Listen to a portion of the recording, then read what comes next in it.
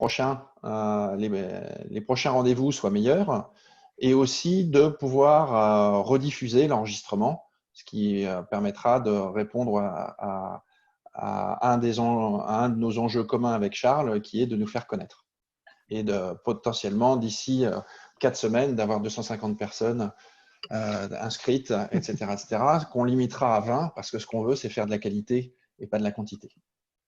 Ok, c'est bon pour tout le monde? Pas de questions à ce niveau-là? Eh ben, on y va alors. Alors c'est parti, donc on fait une première phase de présentation du sujet qu'on va vraiment faire la plus courte possible. Posez toutes les questions que vous voulez à n'importe quel moment.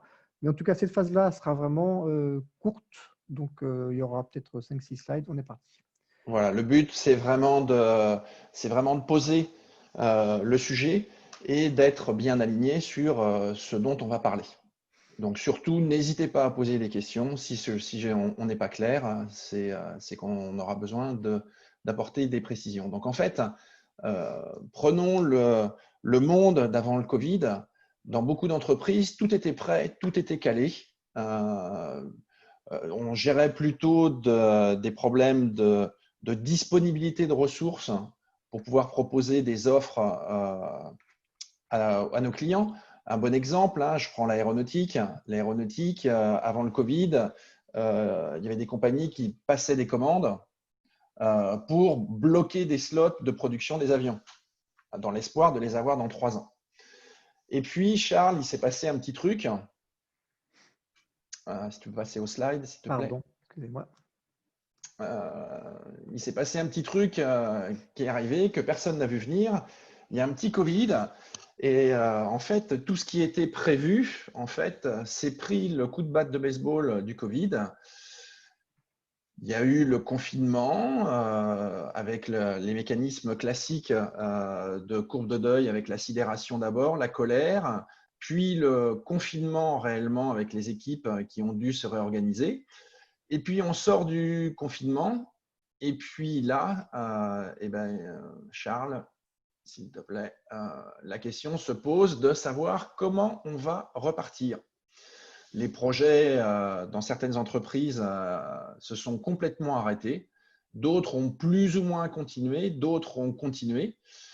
Et donc, l'objet de notre échange, c'est de partager en fait nos expériences avec Charles pour vous dire ce qu'on a vécu, ce qu'on en a tiré, pour savoir comment réorganiser le portefeuille projet qui était bien calé potentiellement avant le Covid, mais qu'il faut revoir maintenant. Donc voilà ce qu'on vous propose comme sujet aujourd'hui, c'est de dire il y avait des choses de calé, il y a eu un gros tsunami et comment on fait pour repartir. Est-ce que le cadre est clair pour vous? Clair pour moi, oui. Okay. Ouais. Ok, donc on continue. Alors, le sujet, c'est le portefeuille projet. Le tout, c'est de savoir de quoi on parle quand on dit portefeuille projet. Ce qu'on s'aperçoit, c'est qu'il y a beaucoup de gens qui mettent tout et n'importe quoi derrière le portefeuille projet. Et donc, ce que je vous propose, c'est qu'on redéfinisse entre nous les notions qui sont attachées au portefeuille projet. Et c'est le slide suivant, Charles.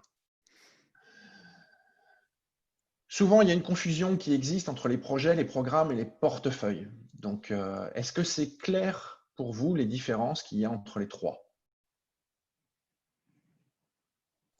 Allez, allons-y. Un petit rappel ferait pas de mal. Enfin, c'est toujours la synchronisation entre programme et portefeuille, c'est toujours la synchronisation dans un but ultime.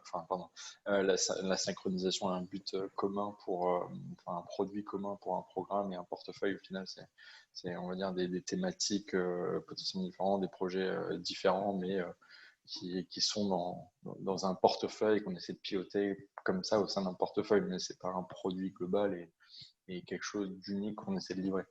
Dans le sens où, par exemple, on parle de programme pour la livraison d'un avion et d'un portefeuille, je sais pas, dans le sens où on a un portefeuille de plusieurs projets plus petits, mais qui sont pas forcément un seul et même programme, qui ne livrent pas un seul et même produit. C'est la différence que je fais en tout cas entre les deux. D'accord. Et les autres? Qu'est-ce que vous faites comme différence entre projet, programme et portefeuille?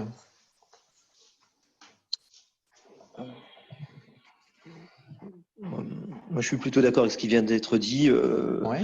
avec peut-être pour moi un focus sur le projet qui est comment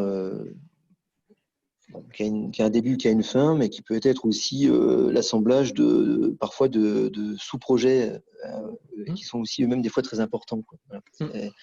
Voilà. Donc, Et la notion de portefeuille? Pardon, ouais. la notion de portefeuille, pour moi, c'est le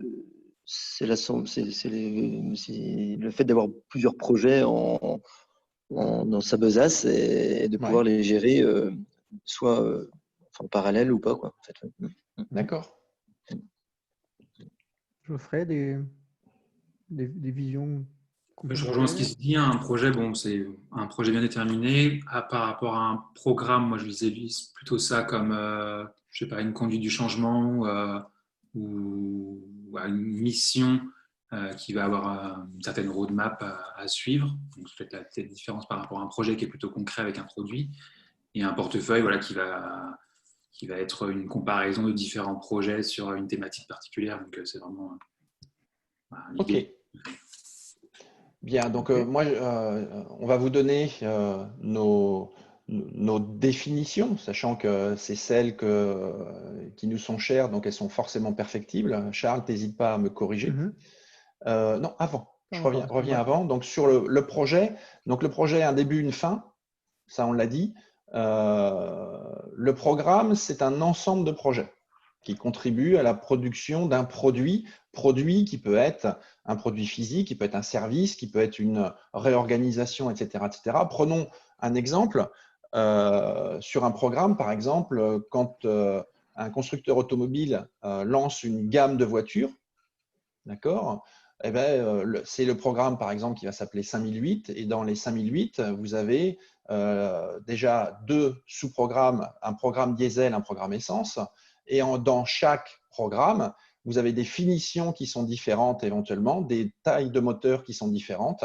Et à ce moment-là, on va descendre au niveau des projets. Donc, un projet, j'aurais tendance à dire, c'est quelque chose qui est maîtrisable par un chef de projet. Et quand on passe au niveau d'un programme, de façon très caricaturale, on va mettre un chef d'orchestre au niveau des projets, sachant que dans un programme, à la fin, on a un livrable auquel tous les projets se raccrochent. Quand on est au niveau d'un portefeuille, c'est plus une approche business. C'est-à-dire qu'on va regarder éventuellement tous les projets et tous les programmes qu'on a rattachés par exemple à une business unit. Donc on va avoir dans son portefeuille des projets et des programmes qui sont complètement étanches les uns vis-à-vis des autres. Et on peut avoir dans un portefeuille que des projets, on peut avoir dans un portefeuille que des programmes, et on peut avoir aussi dans un portefeuille des programmes et des projets qui sont, comme je vous ai dit, complètement étanches. Charles? Non, je suis d'accord. Voilà. Est-ce que c'est clair la définition pour vous? Ouais, c'est parfait pour moi. D'accord. Donc en gros, le portefeuille, c'est important. Et Charles, tu peux passer à la suivante.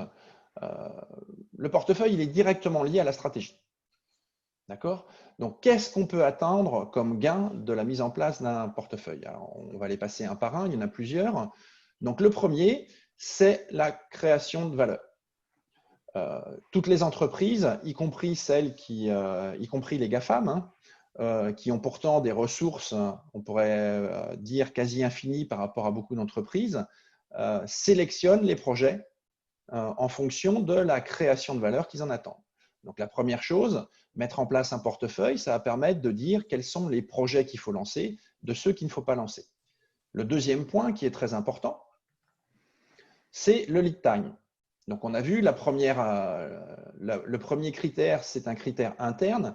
Est-ce que je choisis les projets qui vont augmenter la valeur de mon entreprise? Le deuxième, c'est est-ce que je vais être capable de livrer dans les temps vis-à-vis de mes clients, le client pouvant être externe ou interne, Jean-Charles. C'est-à-dire que quand on fait un projet à l'intérieur de son organisation, les clients internes sont à considérer exactement de la même façon que les clients externes. Et donc, avoir un portefeuille va permettre de vérifier qu'on a bien les capacités à faire et donc de livrer à l'heure. Le troisième point, c'est d'être, je dirais, frugal et d'être efficace dans les ressources. À partir du moment où on sait que vous avez des ressources qui sont limitées, alors les ressources limitées, on pense souvent en termes de disponibilité, mais vous êtes souvent aussi limité en termes de finances, par exemple. Vous êtes aussi limité en termes de compétences et de niveau de compétences que vous avez en interne. Donc, le fait d'organiser le portefeuille, de regarder quelles sont les ressources dont vous avez besoin, va vous donner aussi un éclairage pour savoir quels sont les projets que vous devez lancer et quels sont ceux que vous pouvez différer et quels sont ceux que vous pouvez dire tout de suite, ça ne sert à rien de les lancer. Le quatrième point, c'est quelque chose qui est très important, c'est de favoriser je dirais, une ambiance de travail qui va être plus sereine. À partir du moment où on essaye de pousser des projets sur la tête des gens, au bout d'un moment, ils ne font plus que du multitâche. Les urgences s'ajoutent aux urgences et on n'arrive pas à travailler dans des conditions sereines. Je vous rappelle que même si on a l'impression d'être plus efficace quand on fait du multitâche, le fait de pouvoir travailler, je dirais, sur une durée relativement conséquente sur un sujet, généralement, permet d'avoir une bien meilleure productivité. Donc, si vous vous retrouvez avec 7 ou 8 chefs de projet qui ne sont pas coordonnés au-dessus et qui viennent vous voir tous en même temps en vous disant « c'est la tâche sur mon projet qu'il faut faire », c'est vous qui allez être obligé de faire le choix. Et dans ces cas-là, généralement, ça se termine relativement mal parce que vous allez insatisfaire 7 chefs de projet. Et à ce moment-là, on peut se retrouver un peu dans une ambiance, on peut dire, délétère et presse-citron. Le point d'après, c'est en termes d'image. Quand vous délivrez vos projets à l'heure, les clients vont pouvoir parler de vous à l'extérieur. Quand vous, dans votre stratégie, vous avez défini que vous voulez être responsable d'un point de vue sociétal, social et environnemental, c'est bien de l'écrire. Le fait de tenir vos engagements au travers du pilotage de votre portefeuille va aussi permettre d'accroître votre notoriété et votre image. Donc, on voit que le portefeuille, ce n'est pas uniquement pour prioriser, etc., mais il y a des enjeux qui sont complémentaires. La création de valeur en interne, la satisfaction des clients, l'efficacité et l'engagement des collaborateurs, parce qu'ils vont comprendre quels sont les projets qu'on va lancer, quels sont ceux qu'on ne va pas lancer. On va s'assurer qu'on leur donne les moyens de les réussir. Donc, ils vont avoir un environnement de travail qui va être plus serein. Et tout ça rebondit sur quoi? Sur l'image de l'entreprise qui pilote efficacement son portefeuille. Est-ce que vous avez des remarques ou des questions par rapport à ces différents points et les différents gains qu'on peut attendre d'un portefeuille, sachant que Charles, évidemment, s'il y a des sujets sur lesquels tu veux rebondir, n'hésite pas.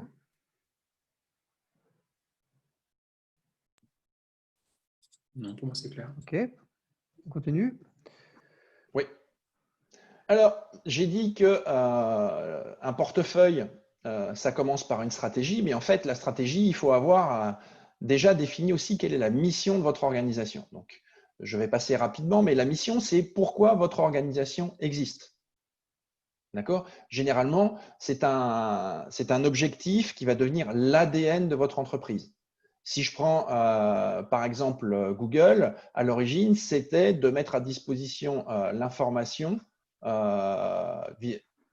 n'importe quelle information vis-à-vis de tout le monde. Ça, c'est la mission. Après, ils ont fait plein d'autres choses, mais voilà. La vision, une fois qu'on a défini la mission, on va se définir une vision. Où est-ce qu'on sera potentiellement dans 1 an, dans 2 ans, dans 3 ans, dans 5 ans? Donc, on va avoir une vision éventuellement qualitative. Alors, si on est une start-up, la vision va être éventuellement à 3 mois. Si on est dans une entreprise qui est établie, on va éventuellement définir une vision à 3 ans. Et cette vision, il faudra la transformer dans des objectifs pour que les gens comprennent bien. C'est-à-dire que si je vous dis la vision, c'est qui veut travailler mieux, généralement, vous avez 100% de personnes qui adhèrent à cette vision. Si par contre, je vous dis travailler mieux, c'est être efficace, c'est doubler la productivité des gens dans le même temps, il va y avoir beaucoup de gens qui ne vont plus être d'accord avec la vision. Donc, la vision doit être d'abord qualitative et après, on va la transformer dans des objectifs qui vont permettre de rendre concret ce qu'on attend comme gain de la vision. On fera un autre, vraisemblablement, rendez-vous de ces lundis pour parler notamment des KPI et des OKR. Et une fois qu'on a défini ces objectifs, eh ben, il faut qu'on définisse comment on va passer de la situation actuelle à la situation future. Et c'est là où il va falloir définir une stratégie.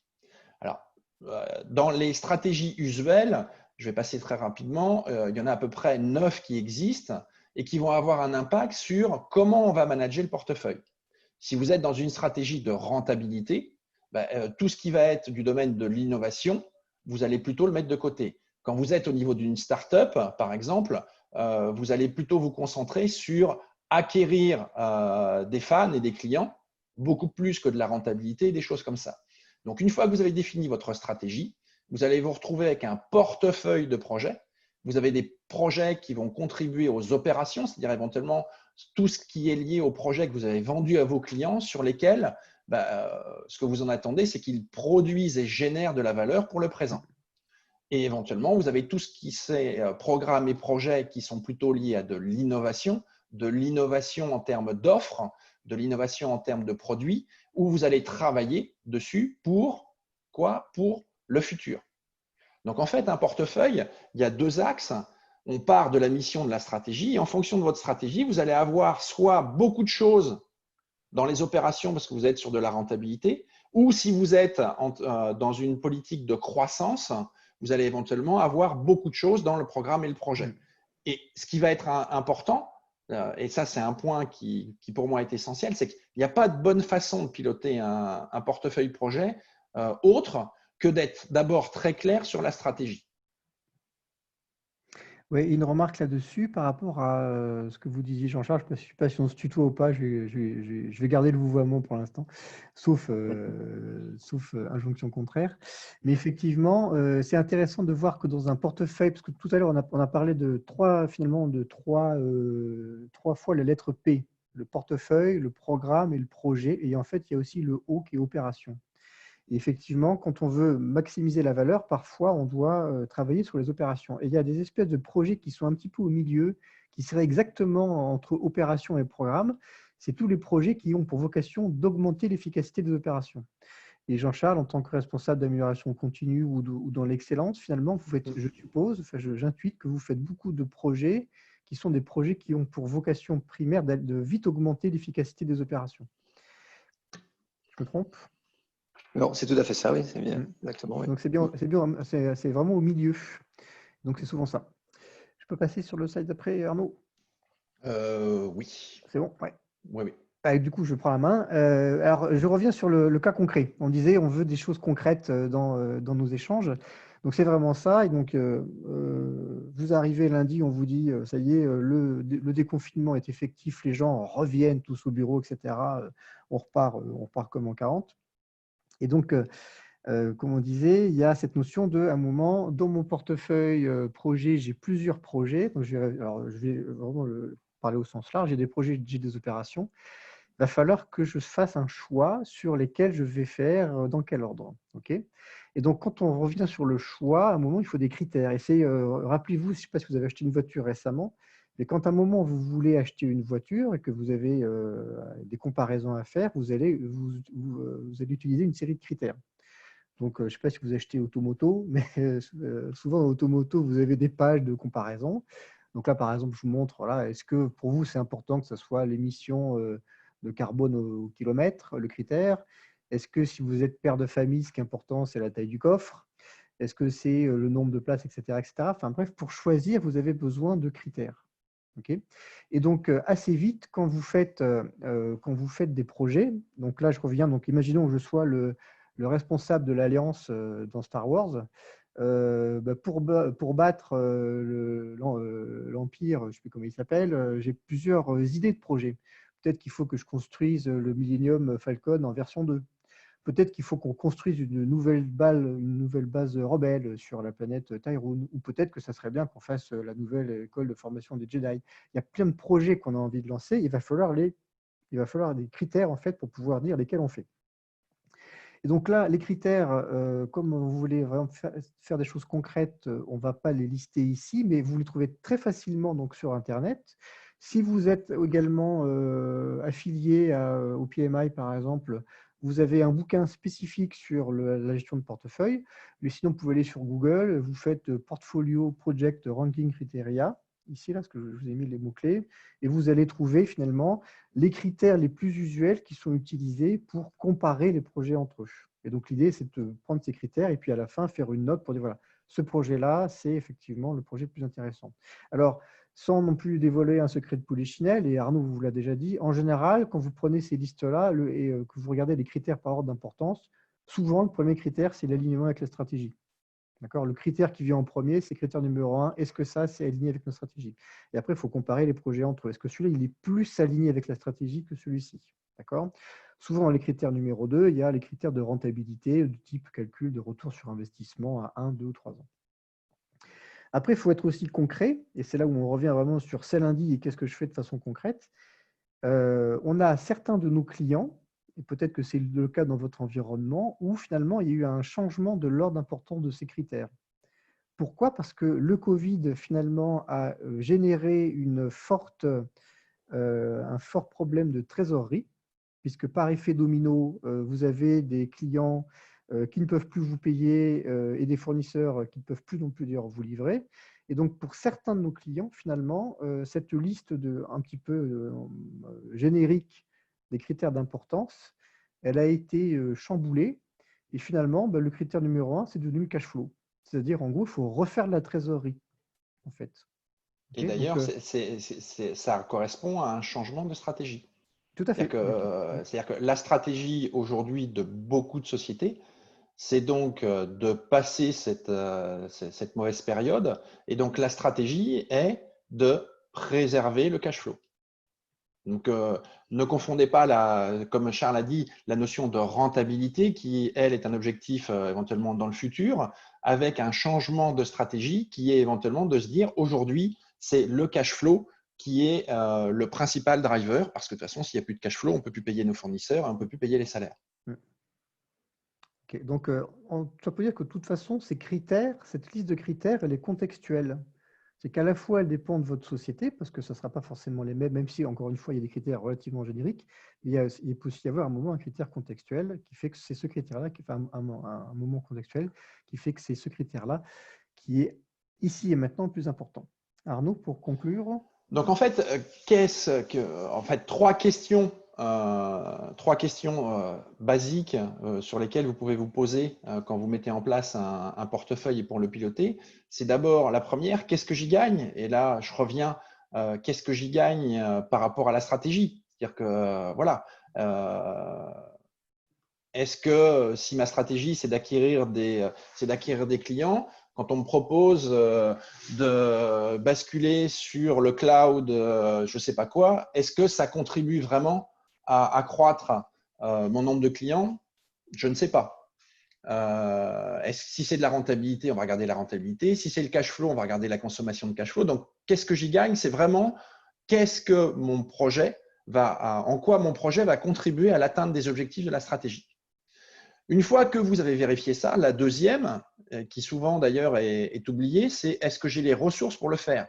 Vous avez le projet fantastique qui va transformer votre entreprise en licorne. L'idée est géniale, mais vous n'avez pas les ressources pour le faire. Donc, est-ce que ça vaut le coup de se lancer vraiment? Pas vraiment. Le troisième point, c'est celui qui est le plus difficile.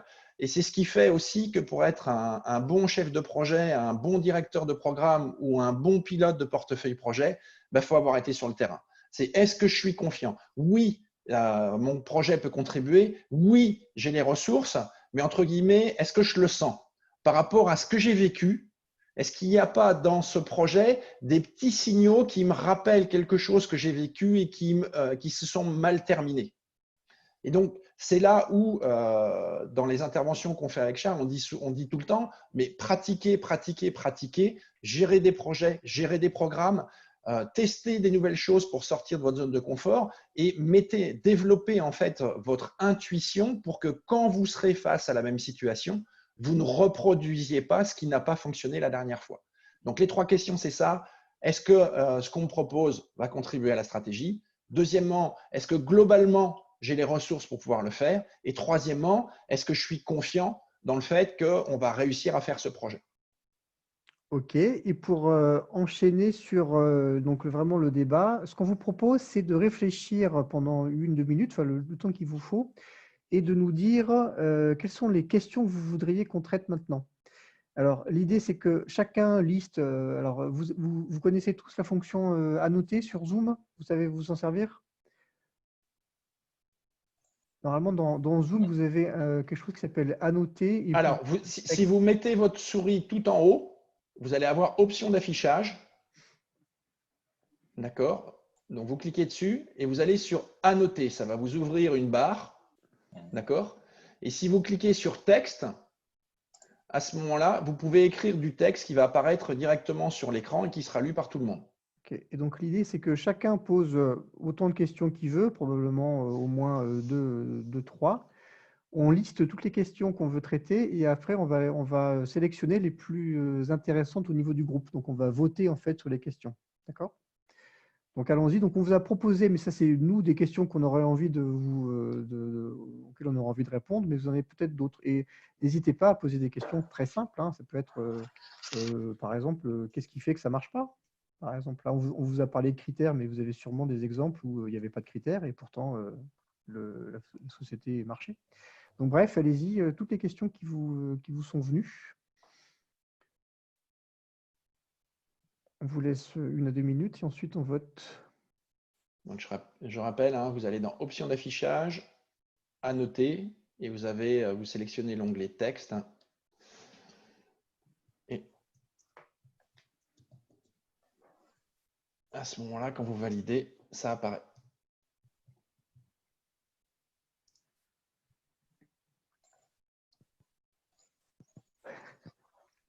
Voilà. Merci pour vos inputs.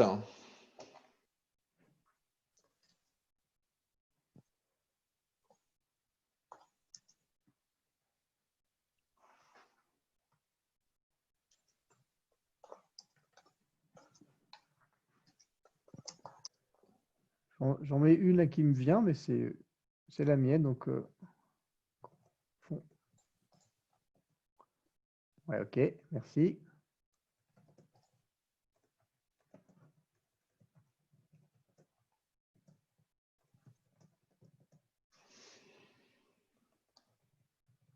Ok, d'autres questions?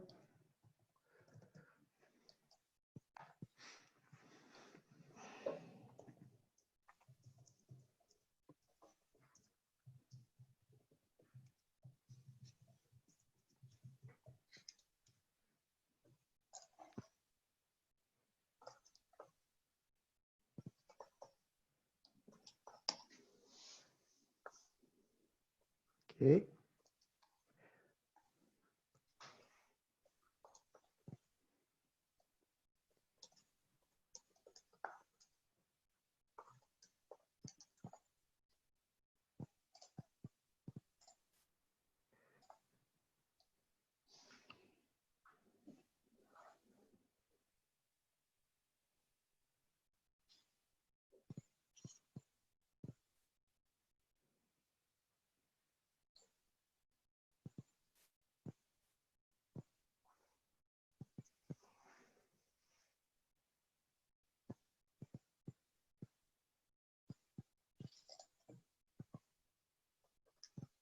Geoffrey, Jean-Charles, Guillaume, vous avez d'autres inspirations? Non, c'est bon. Pas pour Bon. moi. Ah, Jean-Charles, ah oui. Ah, ah. Merci, parce qu'en fait, Jean-Charles, comme il est sur son smartphone, il a du mal à, il a du mal à écrire. Donc, je fais ton greffier, ok?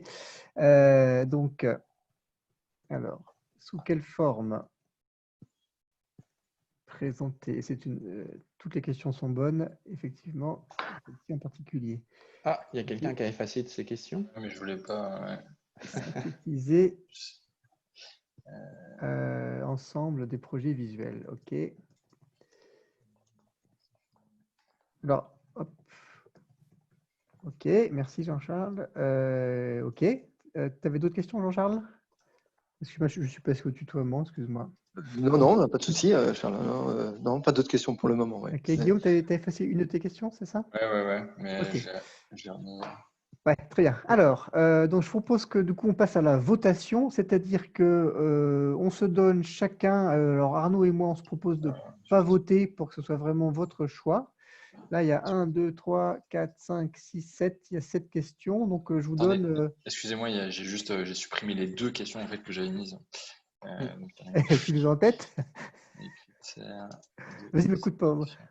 Pendant que tu les remets, donc on va utiliser un système de vote qui va être très très simple. Donc Jean-Charles, je vais faire ton greffier encore, qui va être donc toujours dans les notions d'annotation, donc dans Zoom. Vous avez. Je l'ai, Charles, attends, parce que quand tu animes, tu ne le vois pas. Donc vous allez dans Annoter, vous allez dans Marquage. Ouais. Et dans Marquage, vous avez une petite étoile. Et ce qu'on vous propose, c'est que vous avez chacun 3 étoiles. Et en fait, vous mettez les étoiles, soit 3 sur le sujet qui vous passionne, soit vous répartissez les 3 étoiles sur les questions qui ont été proposées. Et à ce moment-là, on les traitera dans l'ordre. Et Jean-Charles, du coup, bah, tu me le dis ou tu me l'écris, en fait, celle que tu veux qu'on traite, puisque tu ne peux pas écrire. Voilà. Donc, je rappelle, hein, donc, vous allez tout en haut dans Annoter et vous allez dans Marquage et vous choisissez la petite étoile et vous les mettez en face des questions. Vous avez 3 étoiles à mettre.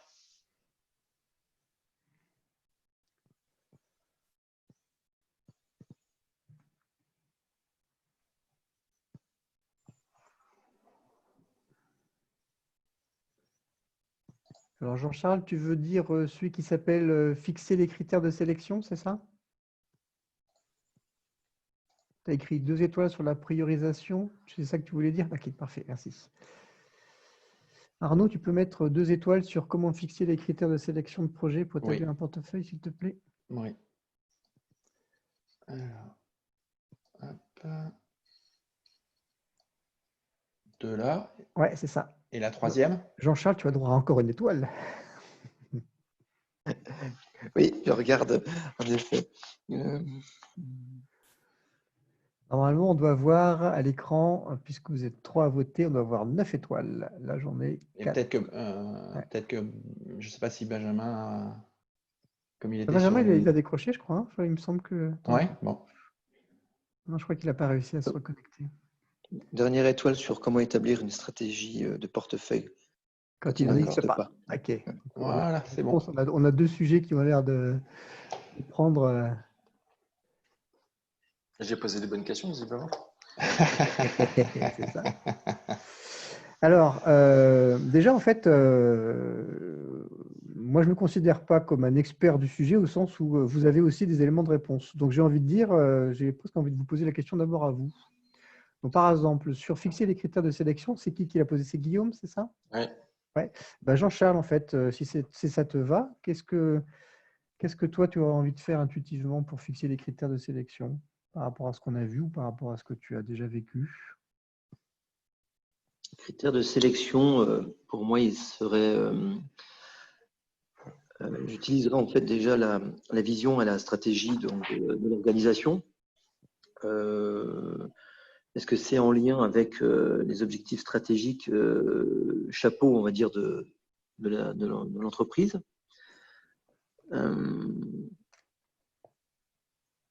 Et également, je dirais, est-ce qu'on a les moyens, est-ce qu'on se donne les moyens de pouvoir gérer ce projet, tant en ressources d'une manière générale, quoi. Ok, donc tu partirais de la stratégie et tu vérifierais les ressources finalement, c'est ça, si je comprends bien. Oui, ouais. je dirais ça. Ouais. Ouais, donc tu mettrais ces 2 critères-là finalement, en premier. Tous les deux là, ouais. Ok. Et ensuite, tu ferais donc imagine que tu as, je sais pas moi, tu as 15 projets ou portefeuilles par exemple. Oui.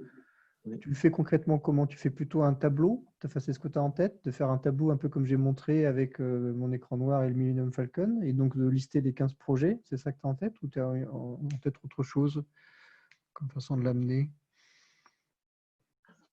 Oui, en tout cas une pondération déjà pour un peu comme un entonnoir. Hein, on passerait l'ensemble, je ne sais pas si on a 50 projets et qu'on veut en sortir enfin, je dirais une quantité qui soit acceptable par rapport à l'organisation et aux moyens qu'on met sur la table. C'est de voir déjà lesquels correspondent à la stratégie, ceux qui vont apporter quelque chose, peut-être le degré d'urgence également, en fait, le degré d'urgence. Oui. Et puis, petit à petit, on va dire, à filtrer un peu tous ces projets pour en sortir d'une un premier tri et une première priorisation. Ok. Geoffrey, tu veux rebondir dessus? Enfin, rebondissez à tout moment, évidemment, par rapport à ça. Non, moi, la méthode que j'utiliserais pour être sûr de balayer un peu tous les critères, et je ferais une sorte de brainstorming peut-être avec des personnes qui sont enrôlées dans le projet pour être sûr de ne pas en rater, et après faire peut-être un choix. Okay. En termes de liste de critères de façon efficace, pour moi, un des pièges, c'est d'en faire 40 en fait. C'est-à-dire que si vous avez une liste de 40 critères, et d'ailleurs quand vous regardez justement dans Automoto, là je voulais trouver des screenshots des vraies pages d'Automoto, de mémoire il y a 20 critères quand même, je crois à peu près, hein, pour comparer deux voitures entre elles, il y a 20 critères. Moi j'ai vu effectivement des portefeuilles projets avec 20 critères, et du coup en fait on passe plus de temps à remplir les cases des tableaux que vraiment à décider. Donc, ma reco, ça serait effectivement d'avoir un nombre de critères relativement court et d'être sûr que ces critères sont, en tout cas, ce que disait Jean-Charles, en fait, alignés avec la stratégie. Alors, pour rebondir sur ce que disait Geoffrey, pour moi, les critères de sélection des projets, ce n'est pas à faire avec les équipes projets. Ça se fait au-dessus. C'est-à-dire qu'on a vu la stratégie, il y a la vision avec des objectifs. Et en gros, quand j'accompagne des entreprises pour définir leur stratégie, là aussi, je dis que les objectifs, il doit y en avoir entre 3 et 5 au niveau d'une stratégie. Après, c'est dans la déclinaison derrière qu'éventuellement on va en mettre plus. Et je rejoins complètement Charles. Là, je suis en train d'accompagner quelqu'un qui doit mettre en place un portefeuille projet. Il y a des choses qui ont été faites. Et on a un tableau à double entrée et ça tient sur une feuille Excel qu'on n'arrive pas à mettre sur un écran, quoi. Donc, vous imaginez bien qu'après, quand quelqu'un a une idée, en plus les critères, là on est en train de parler des critères. Donc, il y a deux choses quand on parle de critères de sélection. Il y a d'abord les critères qualitatifs, c'est-à-dire est-ce que je suis aligné à la stratégie ou pas. Puis après, il va falloir donner comment on fait pour évaluer l'alignement par rapport à la stratégie. Il faut que les critères soient SMART. D'accord? Donc, ça veut dire que, par exemple, au niveau d'un COMEX, il va falloir réussir à déterminer des critères sur lesquels tous les membres du COMEX vont pouvoir se retrouver. Et donc, ça, c'est vraiment important. Ce que je vois, c'est qu'il y a des entreprises qui n'ont pas de stratégie. Donc, après, on en parlera après avec Charles. On connaît les dérives qu'il peut y avoir. Et j'ai vu malheureusement aussi des entreprises dans lesquelles il y a une stratégie, mais il n'y a pas d'objectif. Donc, on n'arrive pas à savoir exactement, on n'est que sur du qualitatif. On veut plus de clients, on veut travailler mieux, mais tout ça, personne n'arrive à comprendre exactement ce qu'il y a derrière. Pour donc revenir à la question que posait donc Guillaume et qui intéressait tout le monde, comment fixer les critères? Est-ce qu'il y a d'autres questions derrière qui vous sont venues? Guillaume, tu n'as pas du coup donné ta vision à toi? Ouais, du coup là, ce qu'on dit au final, ce qu'il faut faire, en fait, c'est comprendre la stratégie de l'entreprise et arriver à aligner, enfin, en fait, arriver à déduire de ces stratégies globales de l'entreprise les critères qui vont nous permettre de sélectionner les projets. Et donc, naturellement, on sera en mesure de juger de l'alignement ou non du projet et du portefeuille à la stratégie de l'entreprise. Mais après, au final, enfin, je pense que c'est aussi, j'imagine que c'est très contextuel, mais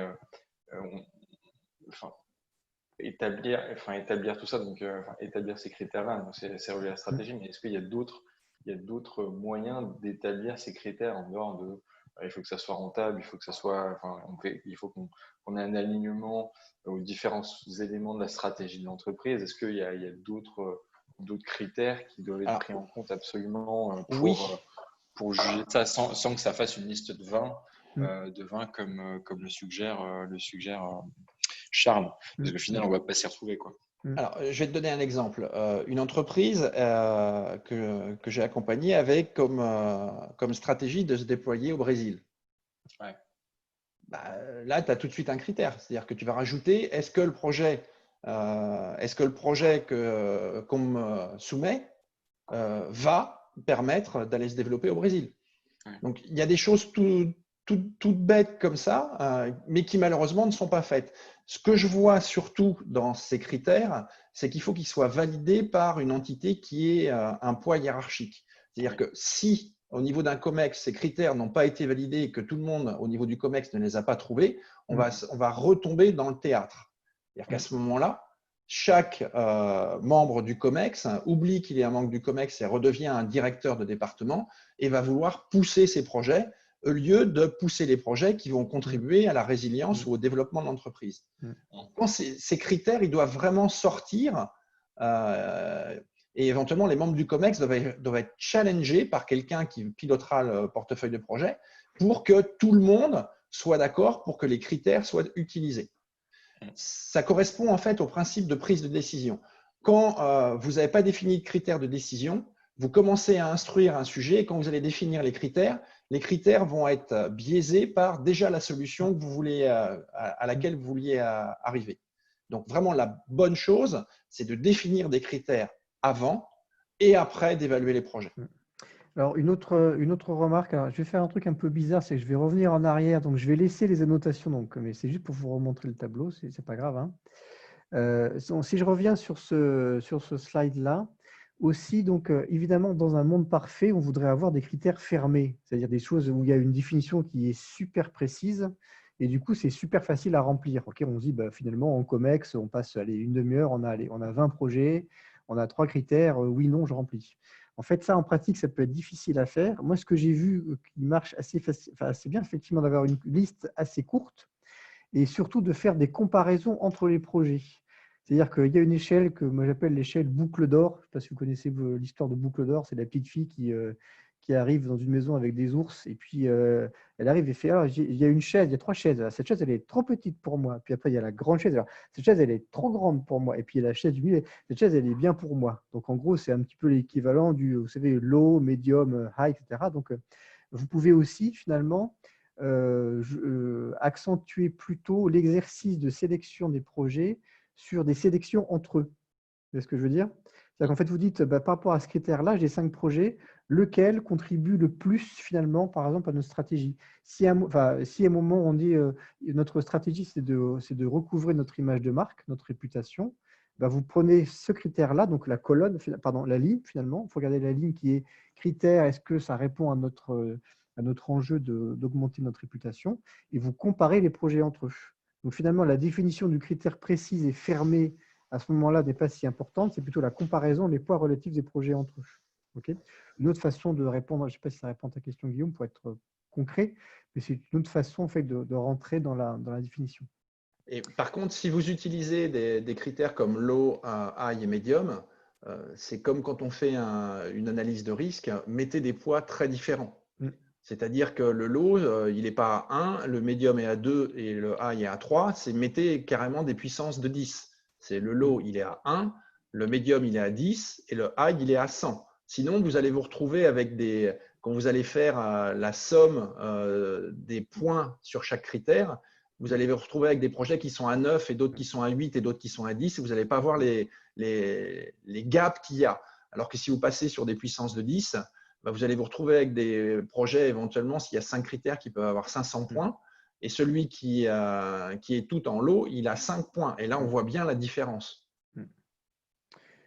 Ok, d'autres choses sur cette question. Donc, en plus, il est midi 4, donc une autre question à vous poser, c'est combien de temps vous avez pour traiter la question d'après? Est-ce que déjà cette question-là, vous considérez qu'on a fait le tour, enfin du moins par rapport à ce qu'on peut faire ici et maintenant, ou vous voulez d'autres éléments de réponse? J'en rajoute juste un, Charles, un dernier, c'est qu'une fois qu'on a fini les critères de sélection, ça sert à la fois à valider un nouveau projet, mais ça sert aussi à réévaluer les projets qui sont en cours. Ne l'oubliez pas, il y a trop de projets, moi ce que j'appelle zombies. C'est-à-dire que tout le monde dans la boîte sait pertinemment qu'il ne sert à rien et personne n'a en gros les coronesses de dire il faut l'arrêter. Pour ça, il faut avoir il faut avoir des critères. Ces critères vont permettre de juger de l'efficacité ou non du projet, savoir si c'est vraiment aligné à la stratégie, s'il faut le faire.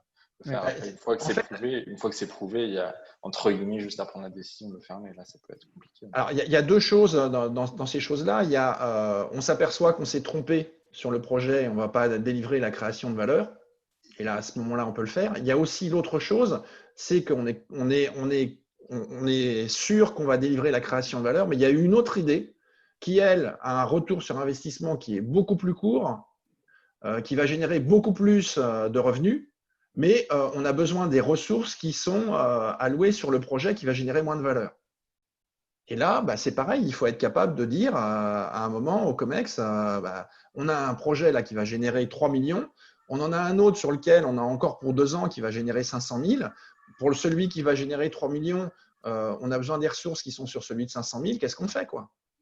Et à ce moment-là, ce n'est pas uniquement qu'est-ce qu'on fait, c'est on l'a passé au travers du filtre des critères et le nouveau projet, il arrive à 450 points sur 500 et celui qui est en cours, il est à 250. Qu'est-ce qu'on fait? Et c'est une bonne façon aussi de mettre face à leurs responsabilités les gens qui doivent décider.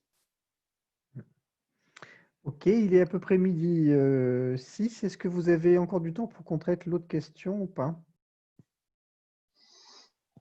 Jusqu'à 12h30 grand max. Ok, 12h30 grand max. Jean-Charles et Guillaume, pareil, c'est bon? Ouais, c'est bon pour moi. Ok, je vais juste en transition, juste répondre rapidement à la question comment font les sociétés qui n'ont pas de portefeuille. Et je pense que vous l'avez vu aussi. Moi, ce que j'ai vu, en fait, j'ai vu en gros deux grandes façons de traiter les décisions autour des portefeuilles, parce que donc globalement, c'est la stratégie. Moi, j'ai vu la stratégie, enfin, j'ai vu les sociétés de type familial, c'est-à-dire globalement le COMEX. Dans le COMEX, vous avez le fondateur de la boîte ou le descendant du fondateur, ou en tout cas quelqu'un qui a l'ascendant, et finalement toutes les décisions passent par lui. Donc finalement, ça revient à faire des décisions qui sont beaucoup à l'intuition du dirigeant, donc pour les sociétés qui ont des dirigeants forts. Okay. Et donc, ça peut être tout à fait des bonnes décisions qui sont prises, mais ça repose beaucoup sur sa sagacité, son intuition. Et l'autre cas que j'ai vu, effectivement, c'est pour revenir sur ce que disait Arnaud, c'est plutôt des sociétés où ils ont essayé de faire une espèce de diplomatie, enfin pas de diplomatie, pardon, de démocratie au niveau du COMEX. Donc vous avez un COMEX qui est relativement équilibré, c'est-à-dire que tout le monde a un poids de décision à peu près équivalent entre le CFO, donc le responsable financier, le responsable des opérations, etc. Et donc du coup, chacun vient avec ses 3 projets phares du moment. Okay. Et donc, comme il y a plusieurs, je sais pas, il y a à peu près 5-6 fonctions majeures, en fait, quand même, dans une société, quand vous prenez les opérations, le support, le développement à l'étranger, bref. Donc, chacun, en gros, a 3 projets. Vous faites la multiplication et vous arrivez avec 20 projets, 20 à 30 projets qui tournent tout le temps, qui sont, en gros, les dadas de chacun des membres du COMEX. Okay.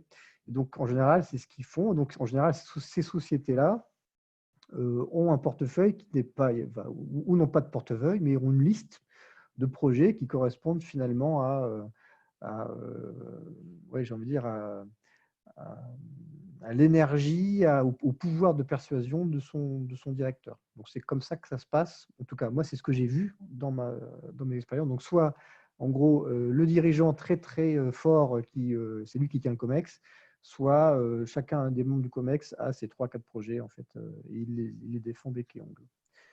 De votre côté, est-ce que vous avez vu est-ce que ce que j'ai dit, vous le confirmez? Est-ce que vous avez vu d'autres modes de gestion de la liste des projets? Alors, je vais rebondir sur ce que tu disais, Charles. J'ai repris une société, moi, au décès du patron, donc sans période de recouvrement. Et donc, j'étais dans le premier cas. Et il y a un autre cas dans ce que tu dis, c'est quand tu as une épée de Damoclès autour de toi. Et à ce moment-là, tu n'as absolument pas besoin de portefeuille parce que tu sais qu'il y a un truc qu'il faut absolument faire. Et donc, en gros, là, le rôle du dirigeant, c'est de dire arrêtez de m'emmerder avec tous les autres trucs. De toute façon, tous les autres trucs, si on ne fait pas celui-là, on est mort dans 6 mois. Et à ce moment-là, le portefeuille, il est relativement facile à gérer.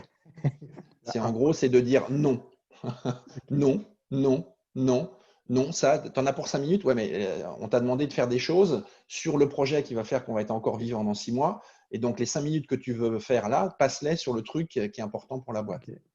Donc, C'est l'avantage aussi quand on a la main sur sa boîte. ouais. Bon, après, il faut écouter ce que disent les autres aussi, parce que sinon, on peut tomber dans des notions de Jupiter, etc., etc. Mais Ouais. il y a des fois, le portefeuille, il n'y a plus qu'un projet dedans, quoi, parce que c'est celui qui va faire qu'on va passer la mauvaise passe ou qu'on va prendre un coup de boost. Donc, les autres, Jean-Charles, d'abord, dans ce que vous avez vu, donc une société qui n'a pas de portefeuille et qui doit à un moment décider quels projets sont faits. Est-ce que tu as vu d'autres cas que tu as envie de partager avec nous?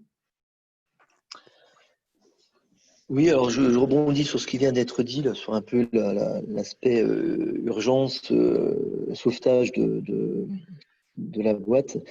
Aussi, j'ai connu à un moment donné, en fait, où il y a un peu un état d'urgence, un peu une situation de crise où il est absolument nécessaire de recentrer tout le monde sur, on va dire, un objectif et un seul et unique. Alors, c'est vrai que ça permet de mobiliser les troupes et puis de passer parfois la période difficile, mais on le paye toujours par la suite parce que justement, ce qui n'a pas été fait et qui devait être fait, donc j'ai envie de dire, c'est un pied aller et puis après derrière, il faut le gérer.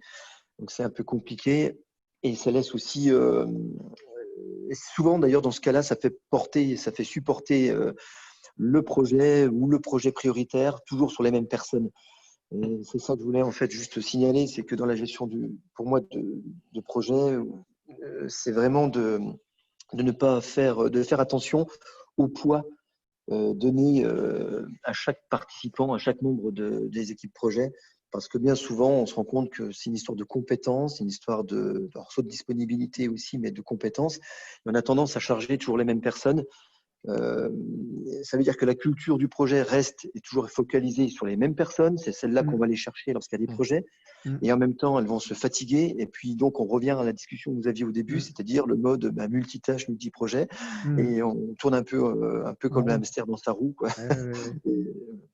En fait, c'est un espèce de remède qui ne traîne pas la cause, quoi. Donc, en fait, ouais, c'est ça. Ouais. On ne prend pas assez je pense, de recul sur justement la gestion, le pilotage. Je pense que je trouve, moi, extrêmement important de mettre vraiment, de passer du temps en amont. C'est comment on va piloter, comment on s'organise. D'accord, merci pour ce témoignage. Guillaume, dans ce que tu as pu voir donc dans des boîtes qui n'ont pas de portefeuille finalement, comment ça se passe déjà, ce que tu as vu, comment il y avait de projets en parallèle, comment on décidait sur des projets, qu'est-ce que tu as vu? Est-ce que tu as vu d'autres cas?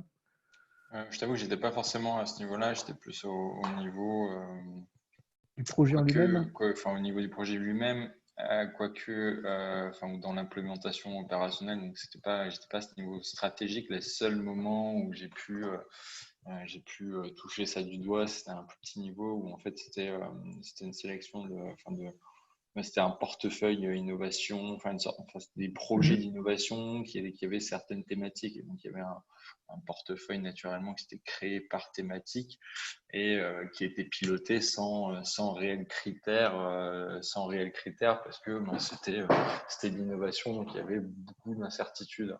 Enfin, en tout cas, je pense que c'était un petit peu les hypothèses qui étaient prises par mes managers.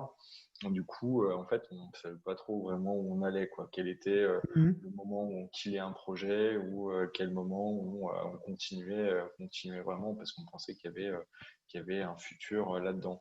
Et du coup, en fait, ce portefeuille qui aurait dû exister naturellement et qui aurait dû être piloté n'a jamais vraiment été mis en place, quoi.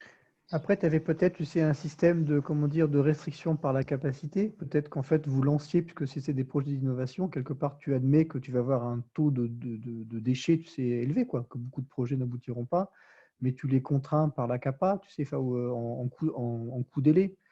Oui, mais Voilà, c'était pas poussé à ce point-là. tu vois l'idée, en fait, Il y avait rien de pilotage d'un portefeuille en fait là-dedans. Il n'y avait même pas par la capa. C'était voilà, on avait des gens qui travaillaient dessus et voilà. Geoffrey, toi qui as bossé dans le nucléaire, donc est-ce qu'il y avait, à mon avis, il y avait des portefeuilles, non, dans ce que tu as vu ou pas? Oui, après, j'étais chez Areva, hein, pour rien cacher, et c'était pas forcément très très bien organisé. J'ai pas été à suffisamment haute échelle pour voir ces portefeuilles, hein. J'étais vraiment projet par projet. Projet par projet, Donc, d'accord. j'ai pas forcément vu ça. Euh, Alors, ok, ouais. juste une remarque, Charles, sur ce que vient de dire Guillaume sur l'innovation. Euh, on parle souvent de projets, de portefeuille d'innovation, et c'est une hérésie complète. Ok. On ne peut pas parler de portefeuille parce que quand on lance une innovation, c'est tout sauf un projet. Alors, je parle d'innovation de rupture, c'est-à-dire, je ne parle pas d'innovation incrémentale au sens, par exemple, de ce que fait Jean-Charles sur de l'amélioration continue. Mais quand on décide de lancer un produit ou une offre ou de changer quelque chose en interne qui va impacter l'organisation de façon significative, hein, c'est ça une innovation de rupture, hein, c'est la définition de Christensen. Hein. C'est-à-dire, c'est quelque chose, c'est pas compliqué pour savoir si vous travaillez sur un projet stratégique ou une innovation stratégique, c'est si ça aboutit, ça impacte l'organisation complète. Donc, on est bien là-dessus, sur une innovation. Et à ce moment-là, le pilotage de l'innovation, ça va se faire beaucoup plus par des sprints rapides où on va valider des hypothèses au fur et à mesure. Et en fonction des hypothèses, on verra si on continue ou si on arrête. Mais je vais prendre qu'un seul exemple. On a prévu d'ailleurs dans les rendez-vous d'en parler. Nespresso a lancé 250 projets, enfin Nestlé a lancé 250 projets d'innovation de rupture avant de réussir à faire Nespresso. Et Nespresso n'est devenu un business à plus d'1 milliard de chiffre d'affaires qu'au bout de 15 ans.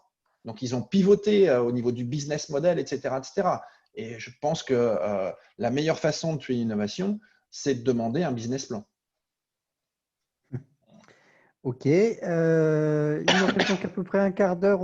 Je te propose qu'on essaie de traiter la dernière question qui avait les suffrages. Donc, comment établir une stratégie de portefeuille quand il n'en existe pas dans l'entreprise?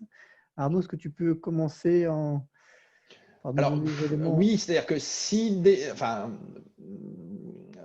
je dirais, si vous êtes en charge du portefeuille et qu'il n'y a pas de stratégie, vous ne pouvez rien faire. Ça, c'est la façon brutale de le faire. Une autre façon de faire à ce moment-là, c'est qui fonctionne bien parce que généralement, les membres du COMEX, moi que j'ai vu, sont très bons pour donner des objectifs qualitatifs. Mais quand on leur demande de les transformer en quantitatifs, ils n'arrivent pas à se mettre d'accord. Et à ce moment-là, la bonne façon de faire pour moi, c'est à partir des objectifs qualitatifs que vous proposiez les critères. Parce qu'à ce moment-là, ils ne partent pas d'une feuille blanche et vous allez générer des échanges entre les gens qui doivent vous valider les critères. Donc voilà, moi, c'est la seule solution que j'ai vue qui fonctionnait. C'est celle d'ailleurs qui fonctionne aussi quand on est dans les projets, qu'on est responsable de l'eau et qu'on a besoin de quelque chose. C'est de proposer des choses et de les faire challenger et valider par au-dessus. S'il n'y a pas de stratégie, là, ça devient très, très compliqué. Et à ce moment-là, je vous dis, proposez des critères, vous verrez bien. Et les bénéfices, là, du coup, les bénéfices, ouais, c'est toujours les mêmes. Enfin, l'optimisation de l'allocation de ressources, une meilleure visibilité Oui, c'est ça. globale, une capacité à C'est sélectionner. Charles, tu peux revenir sur le slide, tu sais, où il y a les six bénéfices Ouais. qu'on peut attendre de la gestion de portefeuille. Je vais laisser des phrases quand même. Je vais pas Ouais, pouvoir. ouais, ouais. Ouais, c'est Mais moche. voilà, On c'est arrive à ça, Jean-Charles. En effet, à partir du moment où on n'a pas de stratégie, ça, on peut pas.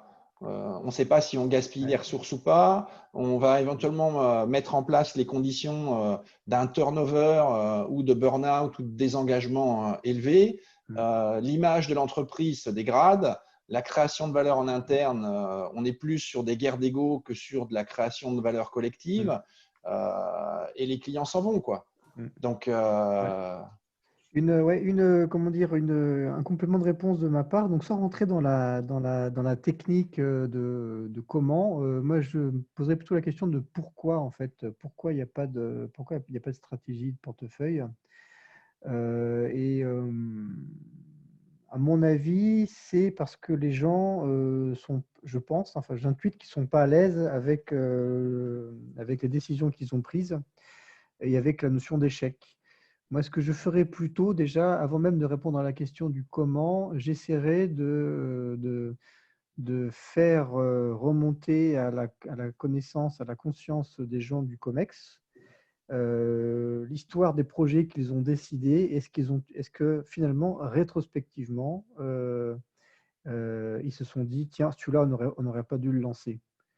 À ce projet-là, en fait, tout le COMEX, ou ce membre du COMEX l'a défendu, et en fait, c'était une erreur. Et donc, moi, j'essaierais déjà de se dire, de s'appuyer sur l'histoire des projets qui ont soit réussi, soit échoué, et se poser la question, est-ce qu'on aurait décidé différemment?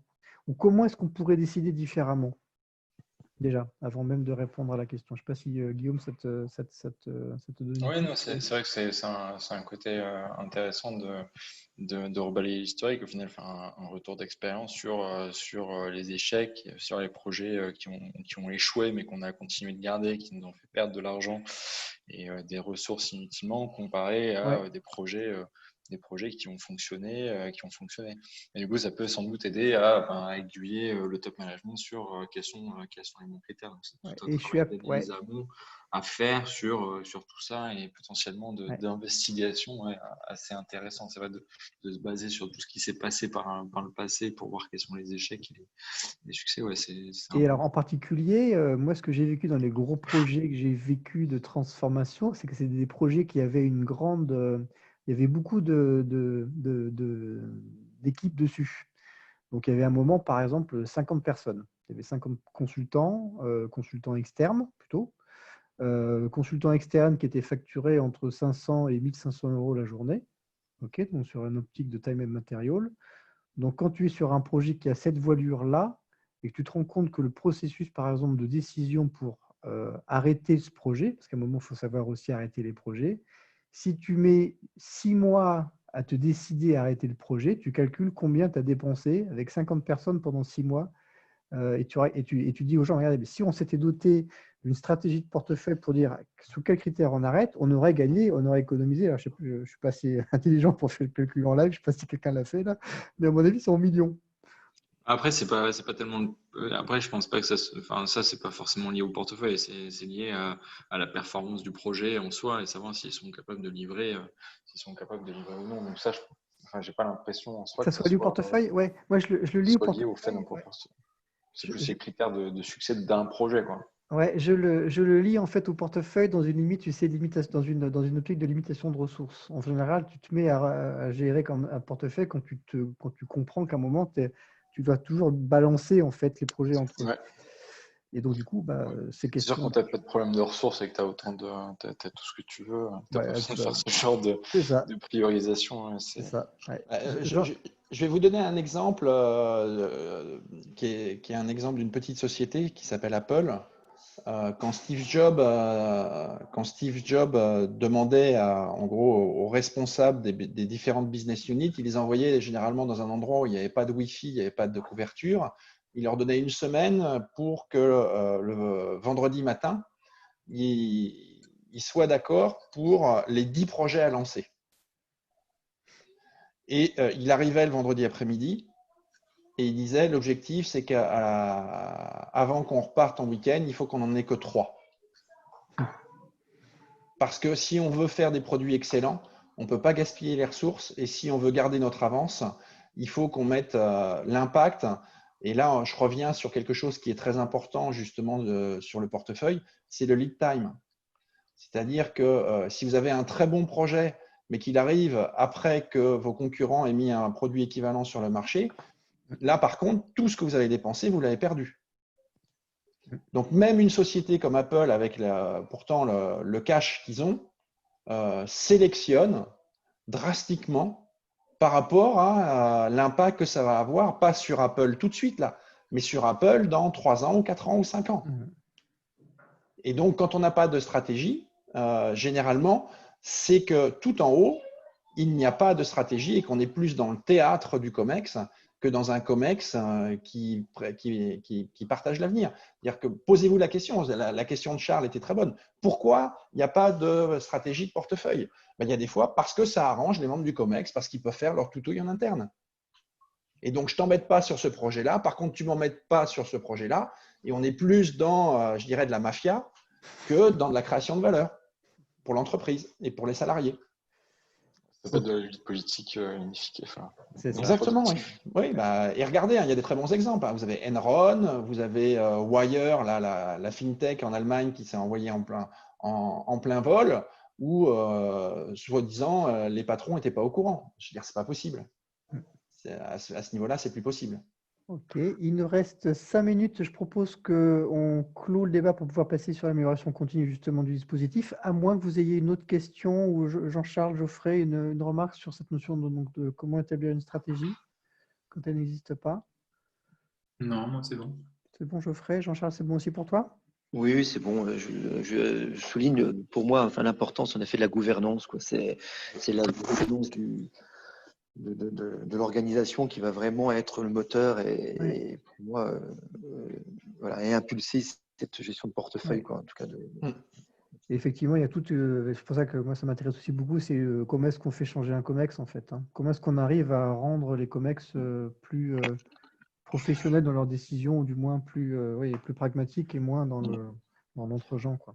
Alors là, il y a une réponse, Charles. Ça correspond à avoir un PDG qui les met face à leur responsabilité ou un actionnaire qui les met face à leur responsabilité. Okay.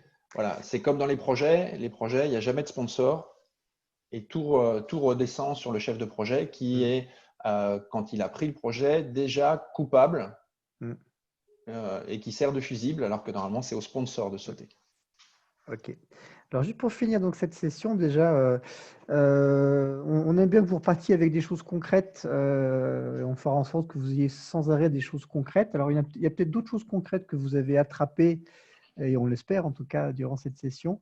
Moi, en tout cas, je vous invite de façon très concrète à aller par rapport à la question des critères. C'est quoi les critères de sélection? Vraiment sur Google est votre ami. Et si vous avez donc vous pouvez être portfolio project, ranking criteria, vous allez trouver des choses.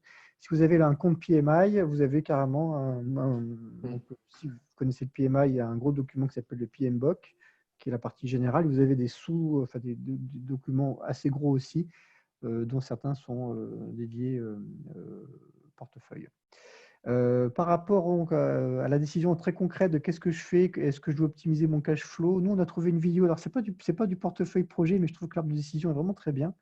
C'est sur, peut-être que tu connais Jean-Charles d'ailleurs, parce qu'il me semble qu'on a partagé ensemble une formation en ligne, Six Sigma, sur Christian Oman, sur sa chaîne YouTube. Vous faites crise, reprise, il y a un arbre de décision qui est pas mal. Et puis, un autre takeaway qui n'a rien à voir avec ce qu'on vient de dire, mais auquel moi je crois beaucoup, c'est celui-ci. Nous, dans une démarche d'amélioration continue, on est vraiment très intéressé d'avoir votre feedback et de votre feedback tout de suite sur cette session. Donc, on a essayé le plus possible de favoriser les échanges, mais peut-être qu'on n'est pas encore allé assez loin. Enfin, c'est à vous de le dire. Donc, ce qu'on aimerait savoir par rapport à… Donc, on a passé 1h15 ensemble parce que le temps qu'on se connecte, on a commencé à 15. Donc, on a plutôt passé 1h15.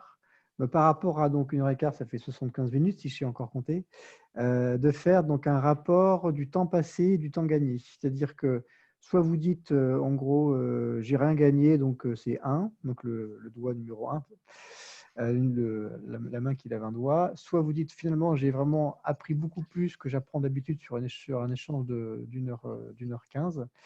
Donc, en gros, voilà, comment vous évaluez cette séance? Alors, pareil, vous pouvez le faire avec la notion d'annotation. Donc, vous pouvez mettre une croix sur l'endroit où vous pensez, comment vous évaluez en fait cet échange.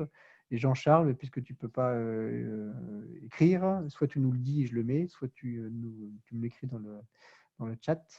Mais en gros, comment vous évaluez cette session? Donc, je vois 2 étoiles. Ok, 3. Non, c'est moi qui en ai mis 2. Attends, ouais. Ok. Guillaume, Geoffrey. Pareil, ok. Jean-Charles.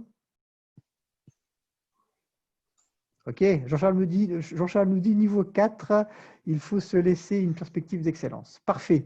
Écoutez, merci beaucoup et déjà merci d'avoir pu vous rendre dispo. Alors donc, ce qu'on disait avec Arnaud, c'est qu'on voudrait faire des séances comme ça de façon assez régulière. Et si vous avez encore 1 minute pour voter sur le prochain sujet. Alors, on en fait une la semaine prochaine avant de partir en vacances, donc le 17 juillet, donc c'est vendredi à 11 h, pareil, on fait une session. Voici les sujets qu'on avait en tête. Pareil, si vous deviez voter sur celui qui vous intéresse le plus. Et on vous donne 3 étoiles, pareil. 3 étoiles, pareil. Et Jean-Charles, de la même manière, si tu es convaincu du dispositif et que tu as envie de revenir, sachant qu'on n'est pas forcément intéressé par tous les sujets, hein, donc ce qu'on souhaite qu'effectivement on reste dans le thème des projets, parce que c'est ce qui nous passionne tous, je pense, autour de la table. Je ne serai pas là le 17, je serai sur la plage, donc je suis désolé. Est-ce que tu peux même me dire le sujet qui t'aurait intéressé, en supposant que tu sois là, parce que peut-être qu'on les fera plus tard. Ouais. Bah, moi, je trouve intéressant, là, je dois présenter à mon nouveau chef les 4 projets que je gère. Arnaud, tu peux l'écrire, s'il te plaît? Oui. OK. Donc, combien d'étoiles sur celui-là? Je vais en mettre 3, tiens, donc 1 étoile chacun, en fait. Donc, je dois là. Ouais. Je viens d'apprendre que mon projet a été dépriorisé en COMEX. D'accord. Ouais. Voilà, et un peu, peut-être, je dois négocier un décalage de planning. D'accord. Ça a l'air d'être intéressant pour tout le monde, celui-là. Donc, on va faire celui-là en premier. Bien. En tout cas, sachez que, comme on vous l'a dit, c'est enregistré. Donc, derrière, on est en train de voir avec Charles pour créer une chaîne YouTube. Donc, Jean-Charles, même si, évidemment, on ne peut pas lutter par rapport à la plage, éventuellement, allez voir sur la chaîne YouTube pour pouvoir revoir la vidéo de la fois d'après, ça peut être intéressant. Et surtout, si, a priori, moi, je vois que c'est plutôt pas mal, on a encore du chemin pour arriver à 5, hein, Charles. Mais en tout cas, si ça vous a plu, n'hésitez pas à en parler autour de vous. Et puis, si à froid, vous avez des suggestions, le mieux, c'est d'aller nous chercher sur LinkedIn et de nous les envoyer. On fera tout ce qu'il faut pour les prendre en compte pour qu'on arrive à avoir le Graal, c'est-à-dire une audience qui nous dit qu'on est à 5. Après, moi, comme disait Jean-Charles en message privé, à tout le monde d'ailleurs, quand on est à 4, moi, à 5, je suis un peu embêté parce que je ne sais pas comment progresser. Mais si, parce qu'à ce moment-là, quand tu dis que tu es à 5, tu rajoutes une note 6. Ok. Bon, en tout cas, merci énormément. Puis merci aussi d'avoir pu étendre. Je sais que c'était un peu compliqué pour certains d'entre vous. Donc, vraiment, je suis vraiment enchanté que vous ayez pu participer à ça. Et je me joins à Arnaud pour vous féliciter et vous dire à très bientôt. Peut-être pas au 11, mais en tout cas, on va en faire une réunion récurrente. Voilà, écoutez, bon appétit, bonne continuation. Merci. Et prenez bien soin de Merci vous. À bientôt. Merci, au revoir. Et bonnes vacances, Au revoir, Jean-Charles. Charles. Merci. Au revoir, Arnaud. Au revoir.